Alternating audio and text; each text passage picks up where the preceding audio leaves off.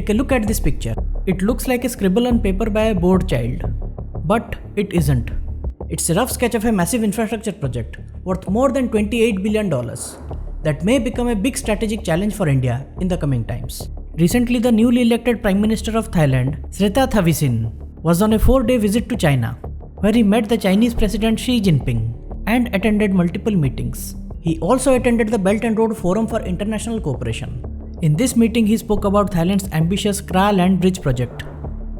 The sketch that you see here was drawn by the Thai Prime Minister, drawing attention of potential investors. But is it economically viable? If built, can this land bridge solve China's Malacca dilemma? And what kind of a strategic challenge will it be for India? We'll discuss all this in detail. Hello guys, I'm Saurav and welcome to The Arc.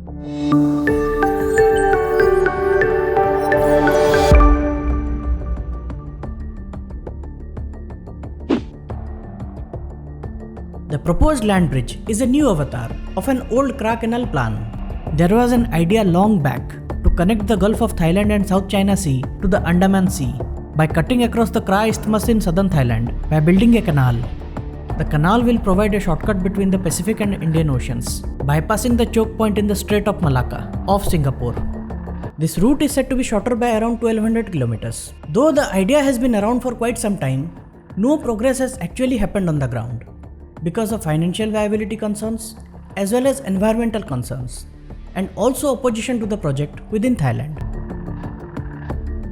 Now the project is being pitched in the form of a road and rail link. The proposed land bridge will connect Chumphon on the coast of the Gulf of Thailand to Ranong province on the Andaman coast. The distance between the 2 points is about 90 kilometers, to be connected by a 6-lane highway and dual-track railway lines. There will be 2 deep-sea ports in Ranong and Chumphon with cargo terminals and oil depots to receive oil from tankers from the Andaman Sea. This route is claimed to shorten travel time by 4 to 5 days and save shipping cost by 15%. If so, then why hasn't it been done already? There are 2 major challenges to the project. The first major challenge is money. The project cost for the land bridge and associated infrastructure development is estimated to be whopping $28.5 billion. The Thai government can't fund the project alone, which is why they are seeking investments from all around the world. Srettha Thavisin, the new Thai Prime Minister, who himself comes from a business background and co-founded one of the largest real estate development companies of Thailand. He was in the US in November, where he pitched the land bridge idea to investors and also to Chinese investors in his BRI forum meeting. If you see the map, goods traveling from the Indian Ocean towards the Pacific Ocean and vice versa traverse through the Malacca Strait. But with the proposed land bridge project, any shipment that has to move across will have to be offloaded first at Ranong port, then loaded on trucks or trains and transported to Chumphon port, then loaded on ships again. This means the 4 days that are saved going via this route may possibly be lost if there is a delay in either ports, and also the added logistical challenge. But the route may become financially viable if a strategic aspect is added to it.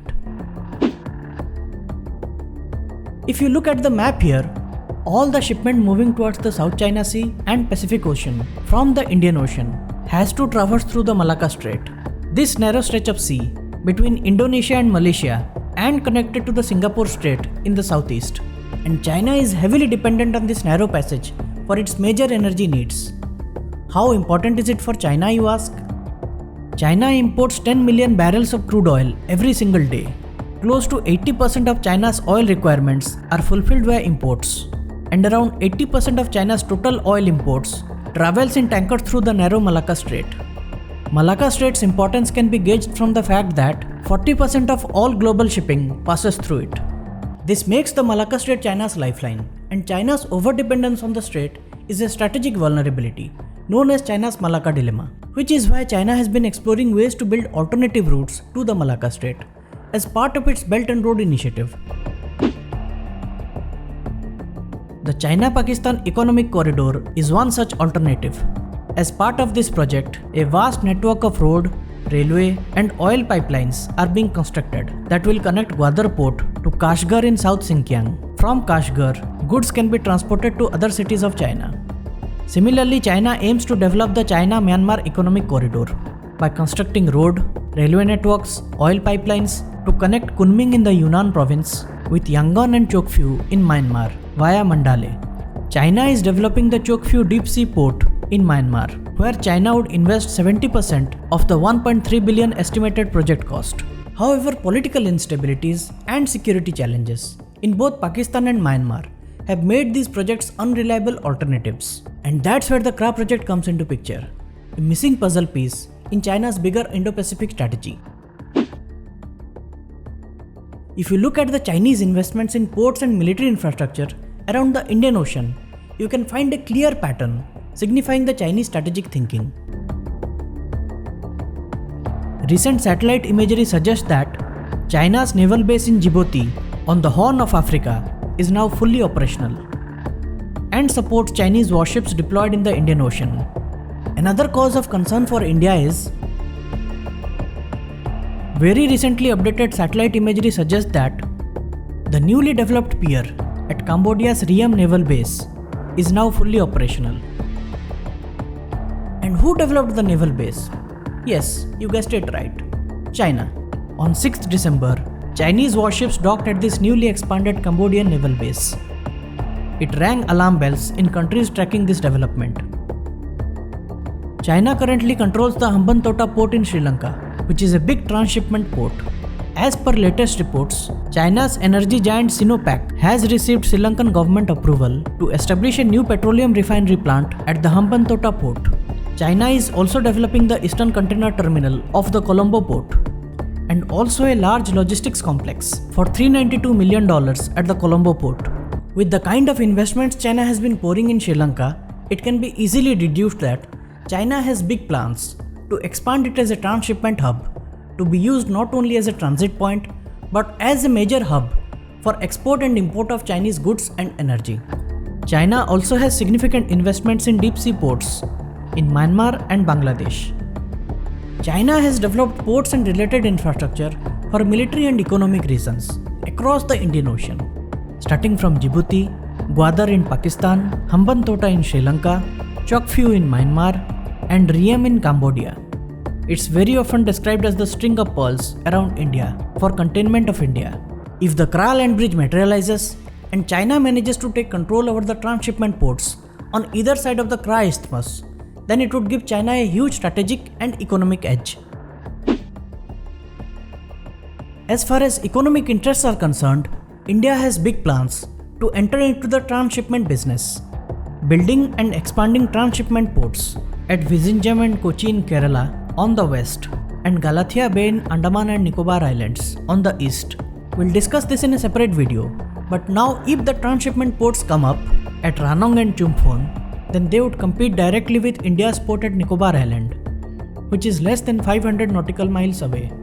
Secondly, it's a huge strategic challenge for India. China-controlled dual-use ports propping up around India pose direct threat to India's economic and strategic interests. China controlling these ports will ultimately lead to militarization of these ports in future.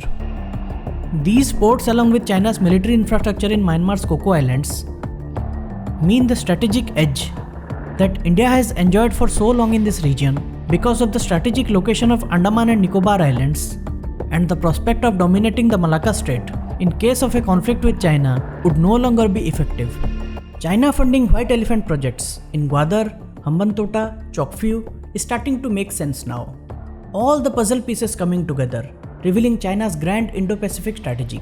Though India has its options to counter these threats, this new Thai land bridge project is going to be a huge challenge for India, which is why India's former Foreign Secretary Vijay Gokhale, in his piece in the Times of India, proposes India should join the project if it gains any momentum. 1. To protect India's own economic interests, and 2. To check Chinese control over this crucial project in India's vicinity. The Thailand government has moved ahead to conduct a study on the land bridge project. Government is planning overseas road shows in Japan, China, and few other countries to drum up foreign investment. They are hoping to invite bids in 2025, with construction starting later that year and finishing the project by 2030.